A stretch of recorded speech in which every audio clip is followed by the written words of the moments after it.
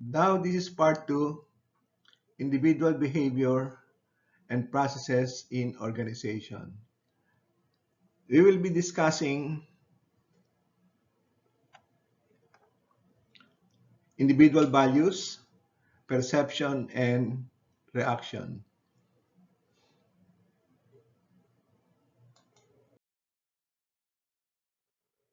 So today, these are the learning objectives.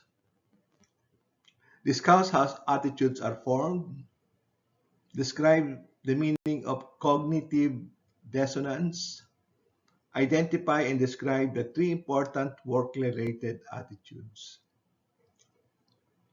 Describe the role and importance of values and emotions in organizational behavior.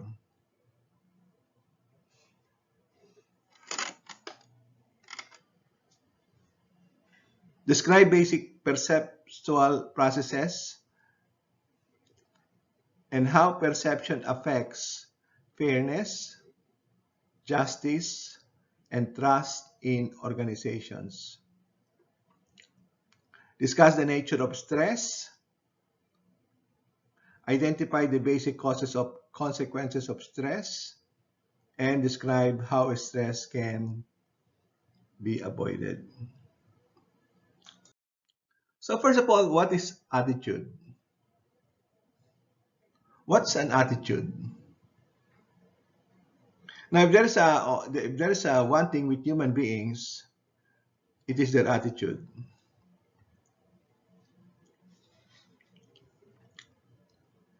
There's nothing you can change.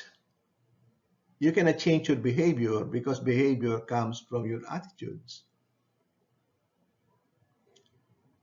What is attitude? A person's complexes, the complexes of beliefs and feelings about specific ideas, situation, and other people. So there are three things. The ideas,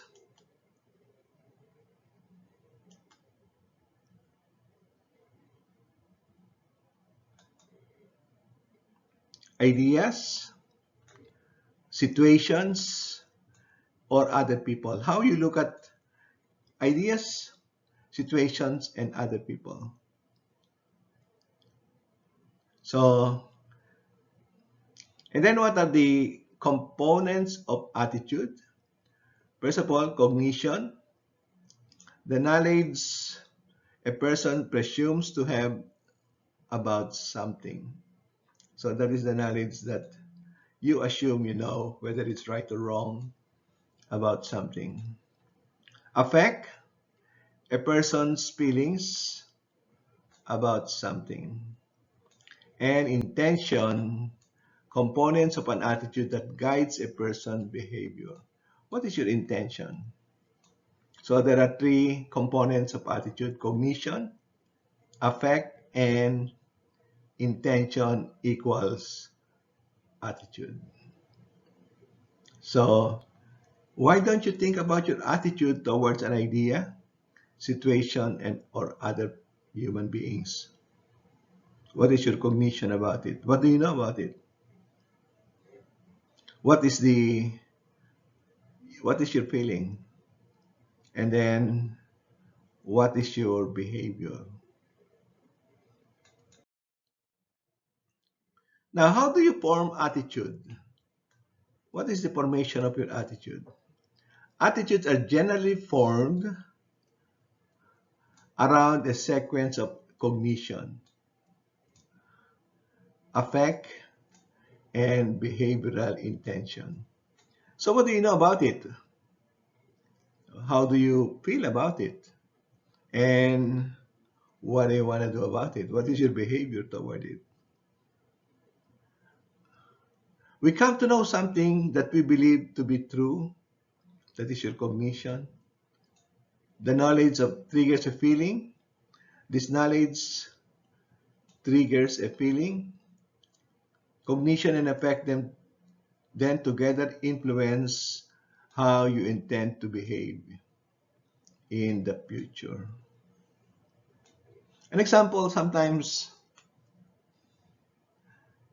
I kind of don't like, because of the knowledge that I have about other cultures, I kind of don't like it. So I already know it. But, and then I have a bad feeling about it. But I, I kind of control my feelings. And then how do I behave about them? Now, most of the time, your cognition can be true, okay? And then it affects your feelings. Or sometimes you cannot even know it, that you're doing it. You don't even know that you're doing it. Like today, I was uh, I was talking to somebody at the hotel, and this person was kind of friendly to me. And then I asked the front desk, um, where is she? And I haven't seen her for a while. So I have the feeling that she got fired. You see, at hotels, you cannot be friendly to the guest. I mean, you don't talk to them for like 30 minutes. I was talking to her for 30 minutes, and so now I know that not to talk to them.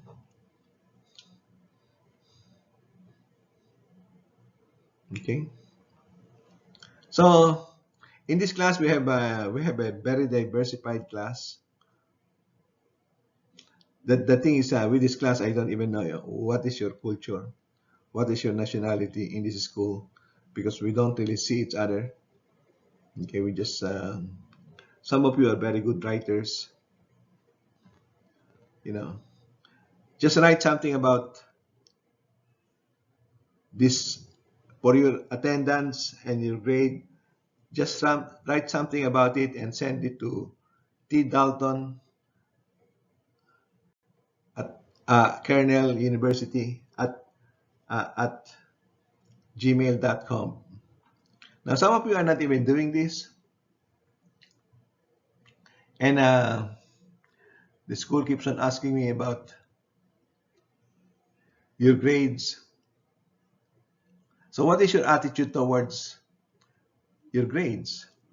Now, grades is composed of two things: at your attendance and your little work that I'm requesting.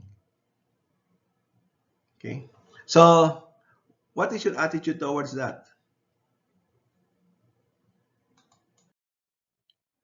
Now, attitude in organizations. Cognitive dissonance, what is that? What is a dissonance? An incompatibility or conflict between behavior and an attitude between two different attitudes. So you have two different attitudes and they kind of go against each other. Okay. You love him, you hate him at the same time, or you love her and you hate her. How do you reduce cognitive dissonance? Cognitive is something that you know. Change the conflicting attitude, change the conflicting behavior.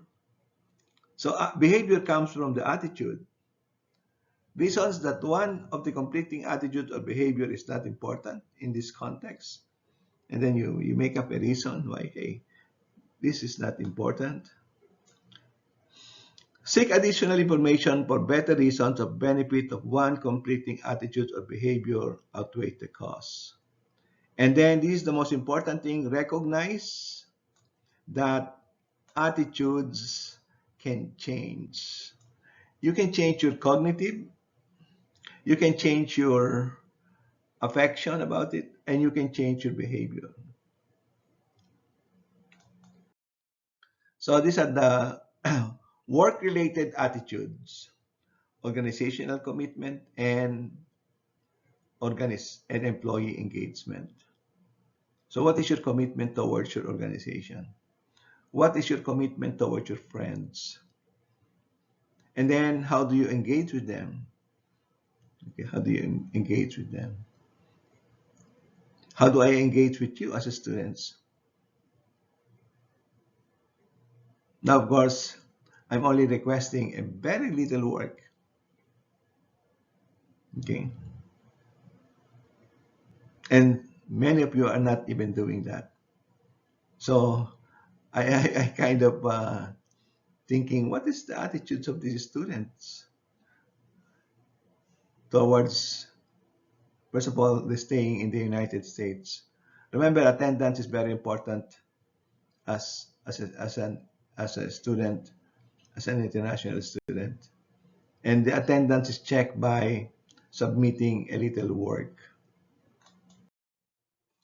Now, there are types of organizational commitment. Affective commitment. Affective means emotion. You really like the organization. Positive emotional attachment to the organization and a strong identification with its values and its goals. Employee want to stay in with the organization. That's affective. Normative, a feeling of moral and ethical obligation to the organization. Employees stay because they believe it will be wrong to leave. Continuance, staying with the organization because of perceived high economic and social cost. Employees stay because they feel they have to.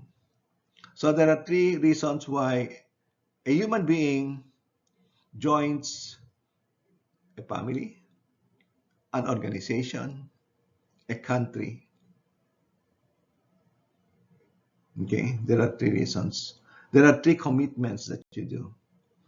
Affective commitment, normative equipment, and continuance commitment. So you get committed because of these three, or all of the three.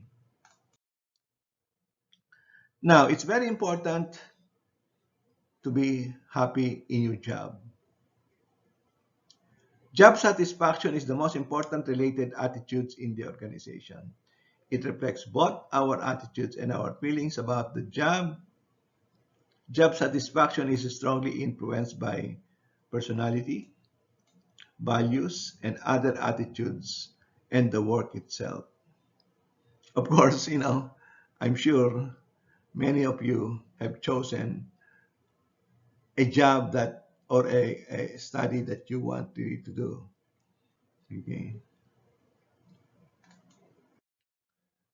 Top three worldwide drivers of employee attraction, retention, engagement of different age groups. So you can just read this. Okay, these are the things that get you attracted, retained, and engaged at different age group. So these are the 24-year-old, 18 to 24, and 18 to 24 years old. So that's all the. Now, so we discuss about attitude. Okay, if you have to review this, do it again about attitude. Now, what are values? Values are ways of behaving or end states that are desirable to a person or to a group. Type values. We have now different types of values again. We have terminal values, reflect long-time goals and prosperity, happiness, secure family, and a sense of accomplishment. We have instrumental, preferred means of achieving terminal values or preferred ways of behavior. And then we have intrinsic, relate to the work itself, and we have extrinsic, relate to the outcomes of doing work.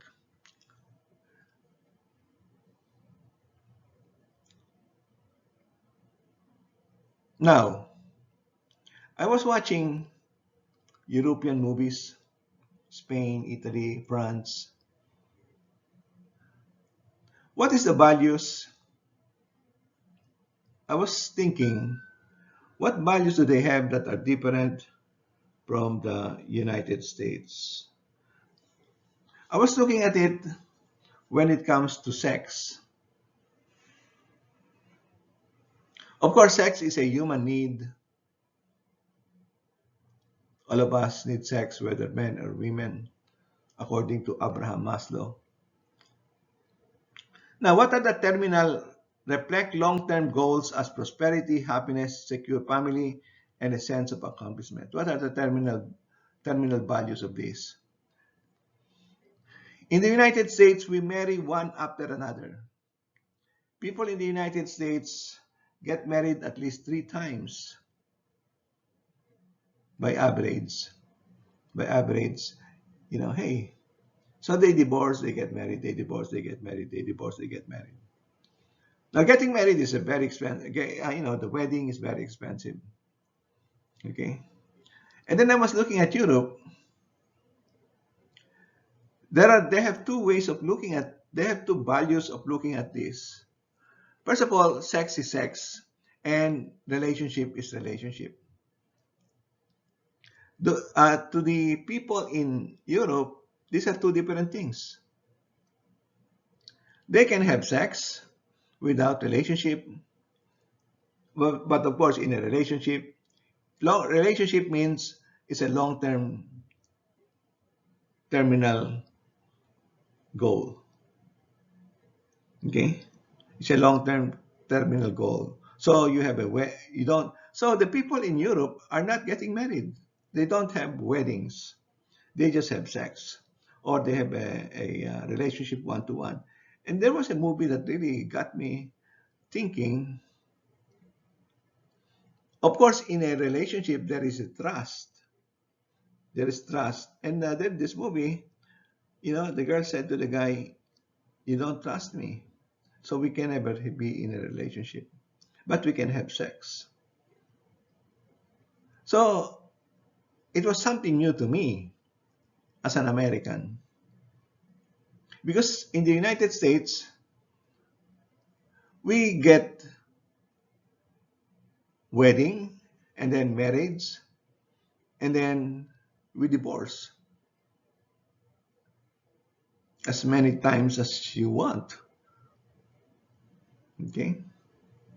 How about in other countries? What do they do? How do they do it? I was thinking about the Koreans, the Japanese, okay? The Filipinos have no divorce.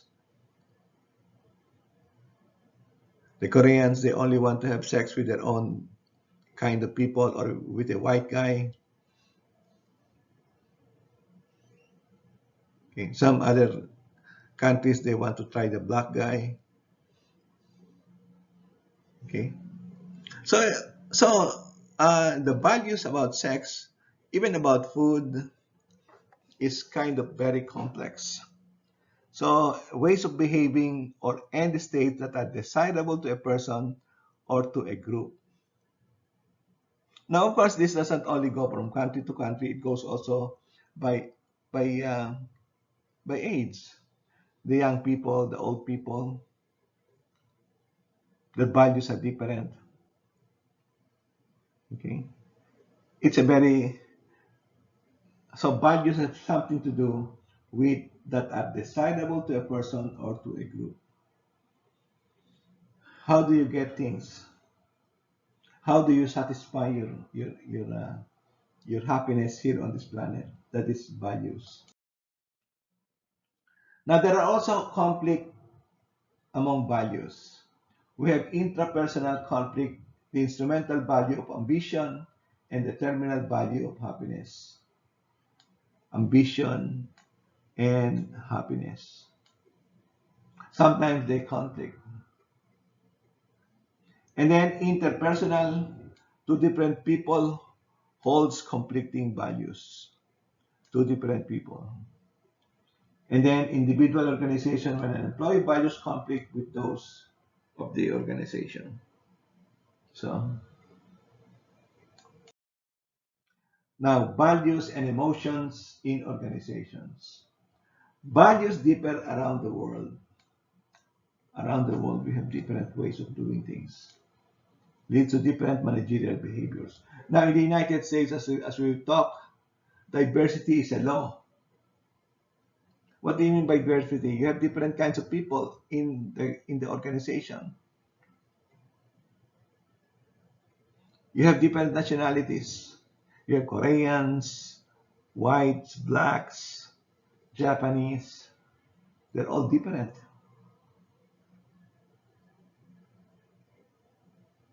They have different values.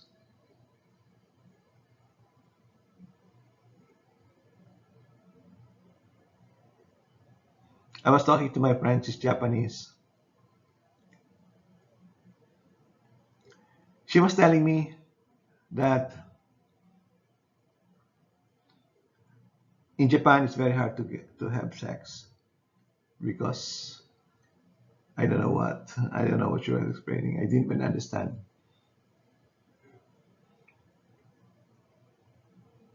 what she was saying or what she was telling me. But in Japan they have public baths. Oh no, she was telling me that in porn in Japan you cannot the woman's thing and the man's thing is covered at the porn. What is the conflict thing here? She said the conflict is that in public baths in Japan, you take shower naked, both men and women. So what's up with that? You know, I mean, I really don't understand that. Okay, of course, in the United States, nakedness is really, really against the law. You cannot be walking around the beach showing your boobs. But in Europe, all of them are doing it. So what's up with that? Okay. There are many values. Now we have traditional values, national values reflect the contrast between societies in which religion is very important, and which is not. So, and then we have survival or self-expression values reflects the contrast between societies that emphasize economic and physical security and those that emphasize subjective well-being, self-expression, quality of life, giving high priority environmental protection, diversity, tolerance, and participation in decision making. I was watching in Netflix the movie of Marilyn Monroe called Blonde, and there were so many conflicting values and emotion in that movie. So how values different around the world?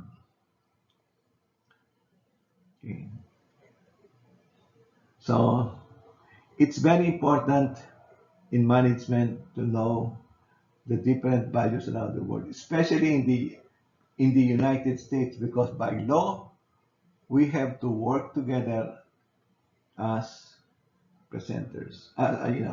You have all kinds of people in the organization.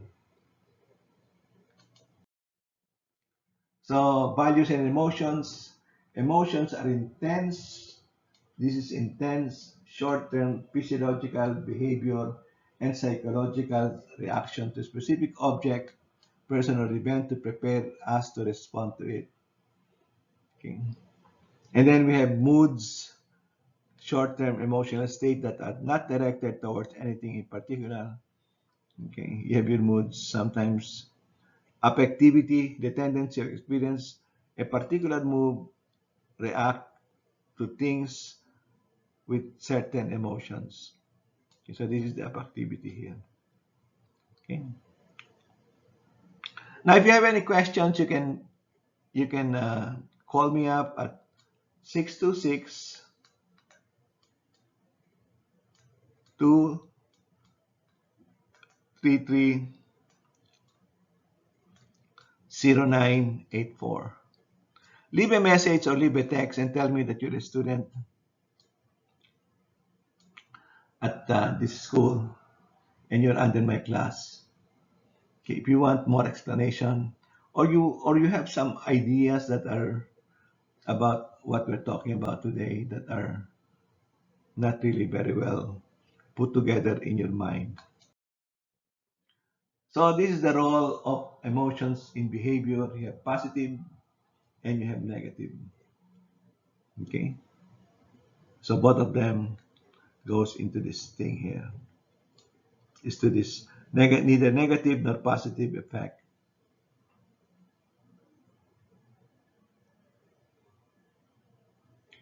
So what are negative effect comprises of feelings of being upset, fearful, or distressed. Positive effect reflects a combination of high energy and positive evaluation characterized by emotion like elation. Now, what is perception? A set of processes by which an individual becomes aware and interprets information about the environment. How you look at things. Basic perceptual processes. We have selective perception, screening out information that we are uncomfortable with or that contradicts our beliefs. And then we have stereotyping, categorizing, labeling people on the basis of a single attribute. Like today, I was telling you about I live in a hotel because something happened to my house, and I'm looking at the front desk. I kind of don't like what I'm seeing because, like, the people who are friendly gets fired. What's up with that? Okay, I mean the people who talks, I mean they don't want the the the front desk people to talk to the customer for a long time. Okay, so perception errors, categorizing, the tendency to put things into groups and then exaggerate the similarities within and the difference among the groups. And then you have the halo effect. Okay, oh, she's so beautiful. Oh, he's so handsome. Forming general impression of something or someone based on a single, usually good characteristics. And then we have contrast, evaluating someone by comparing them with a recently encountered people. And then we have projection, seeing one's own characteristics in others. First impression basis inability to let the first impression, particularly the negative ones. And then self-fulfilling processing, like I told you so. I told you so. Okay, that is the self treating people the way we categorize them and having them react accordingly. The one, sometimes you hear some people say, I told you so. So they categorize already and then they think that it will happen all the time. Okay, especially the negative ones. Okay. Now, attribution, the way we explain the causes of our own as well as other people's behavior and achievements. Understand why people do what they do. Attribute. That's what an attribution is. An attribute. Are they to the individual because they are internal factors or it was caused by an external factors such as luck, resources, and other people? That's an attribution. What makes that person have that attitude? What makes that person have that attitude? The three rules to evaluate whether to assign an internal or external attribution to an attitude.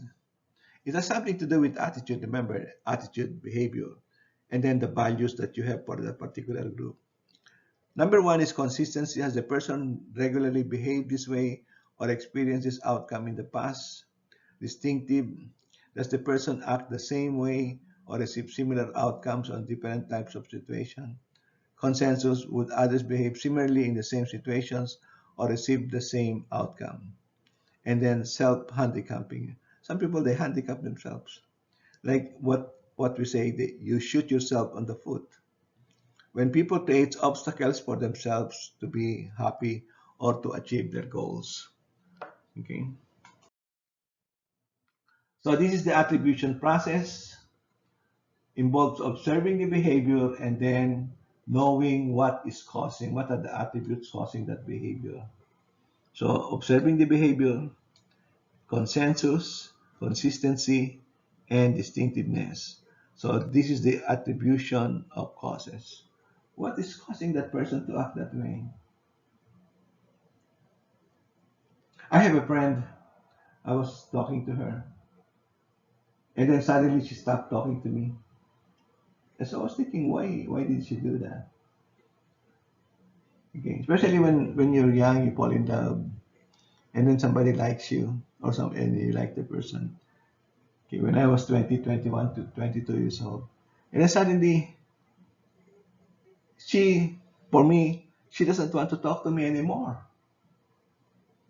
So I was wondering what happened.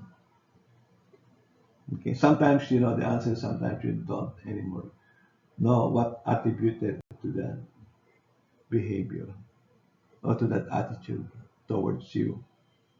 Okay. So perception and fairness and trust. So you have perception and fairness, justice and trust. Organizational fairness employs perception of organizational event policies, practices as being fair or not fair. Distributive fairness perceive fairness of the outcome, including resource distribution, promotion, hiring, layoff decisions, and raises procedural fairness addresses the fairness of a procedure used to generate an outcome, and interactional fairness, whether the amount of information about the decision and process are adequate, perceived fairness of international impersonal treatment, and explanations received during decision making. And then trust. In a relationship, there is always trust. Okay. If you cannot trust in your employee relationship, husband and wife relationship, there is no relationship. Okay. There is no relationship. It is just for the moment. Like that movie that I was telling you. The girl told the guy, "You don't trust me. So this will never work. We can just have sex." So that's the way. I mean, but that's Europe, okay? In the United States, we get married or we have a wedding and then we get married and then we get divorced. Like I told you, in the United States, people who are here in the United States, they get married 3 times. Now, why is that? They spend for the wedding, married, divorce. Spend for the wedding again, married, divorce. Spend for the wedding again, married, divorce. Okay. What's up with that? Okay. Of course, we don't change the food that we eat. If you're Asian, you like to eat rice all the time. If you're an American, white or black, you want to eat a hot dog. So there's a difference between hot dog and rice. Okay, what do you like to eat? Okay. Now, stress.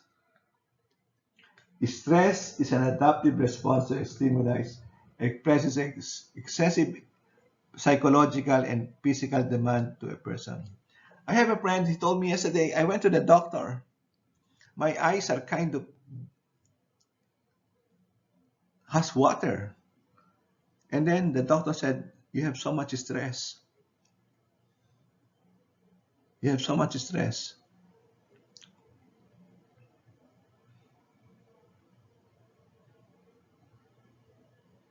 So the doctor told him, if you lessen your stress, you will not be like that.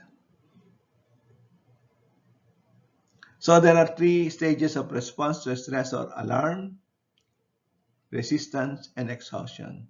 So you get alarm when you know, and then you have resistance, and then you sources of stress. Eustress, pleasurable stress are accomplished by positive events, and distress, unpleasant stress accompanies negative events.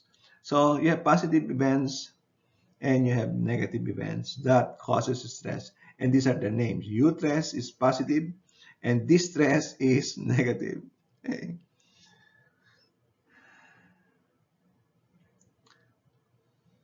Now there are some cultures that are very stressful because people are always telling you what to do. In the US, it's like, damn, do whatever you want. Okay, just leave me alone or I quit. Okay, there are other jobs. There are so many jobs, actually, especially today. So the general adaptation system. So this is the general. How do you adapt to stress? Perspective description at 3 stages in the stress. The initial stage is called alarm. You know that you are getting stressed. You're losing your hair. Your wire, you feel sick all the time. A person's resistance often dips slightly below the normal. So this is what you get alarm. It falls below normal. And then there is resistance, and then you evaluate, is this really some next up actual come resistance to the stressor, usually leading to an increase and above the person's normal level. Okay, huh? This is the normal level here. Of course, human beings, we keep on changing. Finally, the stage 3 exhaustion may set in and personal resistance decline, and now you get sick, you die, you take drugs, you drink alcohol, okay, and then now you have more problems. Okay. Common causes of stress: the task demand associated with the specific jobs performs, physical demands associated with job physical setting and requirements, role demands associated with expected behavior of a particular position in the group of organizations, and interpersonal demands, life stress or life changes or traumas. So don't get stressed out. Just think, what's up? Okay. Now, causes and consequences of stress. These are the causes here, and these are the consequences. Okay. As shown here, most common causes of stressor of life, similarly common to consequences. Individual include organizational consequences as well as burnout. If you become burnout, that means to say you are really messed up now. You don't want to do it anymore.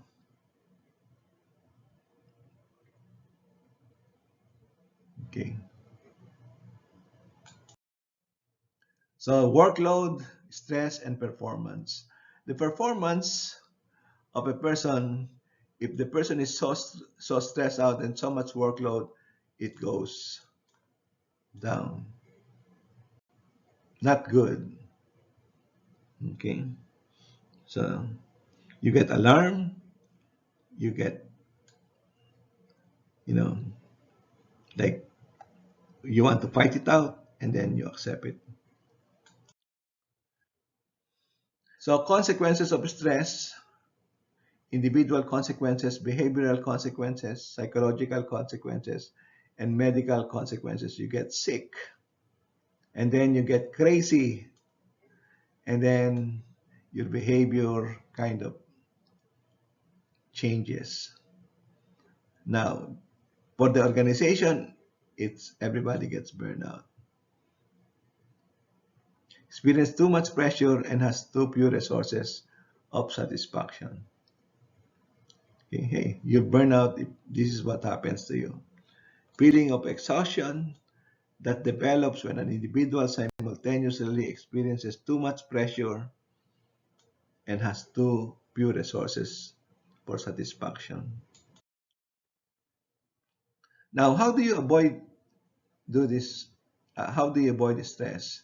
Exercise, relaxation, develop and maintain support groups. You have friends, okay? Relax, exercise. Those can relieve.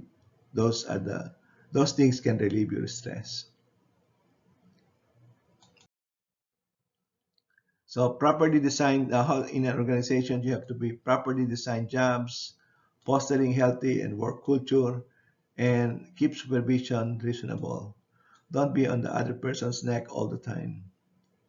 Coratical programs, organizational programs specifically created to help employees deal with stress. Sometimes I'm stressed because my voice, like doing these lectures, is kind of, I have to talk for like 30 minutes to 40 minutes, okay, to 45 minutes, you know, it is stressing my voice. That's why sometimes it takes time for me to do these things, okay? But I'm okay, okay? Don't worry about me, I'm okay. So work balance, fundamental work-life relationships, interrelationship between person's work or personal life, importance of long-term value, short-term perspective, okay? Accepts that there is work integration. Okay. Now, especially if there are double income families, both husband and wife are working, or both, guy and guy are working right now in the United States, you can marry a guy by a guy, you can marry a girl by a girl. Okay. So that is the stress in organizations. So now you can answer this if you want on your little essay that you will do. Okay, please, for attendance and grade, submit your work at tdaltonkernel@gmail.com. Don't submit it on my regular email that I was doing before because I received 1,000 emails there. I cannot read your email. So tdalton at tdaltonkernel tdaltonkernel@gm.com. I'm going to send you an email about where can you find this on YouTube, and have a nice day.